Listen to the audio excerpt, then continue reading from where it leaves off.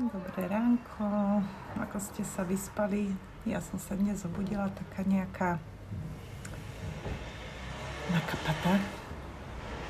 Bolí ma hrdlo, bolia ma priedušky, celé telo mám také, že hneď v posteli som si dala red light aj s frekvenciou práve na slíznice.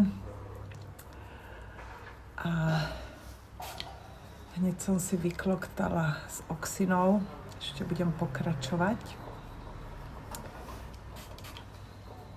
A dnešný tip, okrem toho, že dúfam, že vy ste sa zobudili OK, lebo teda asi aj tie stehy, aj tá operácia, aj tréningy do toho, aj veľmi dlhé prechádzky s Eli asi mi dali zabrať. Bol tam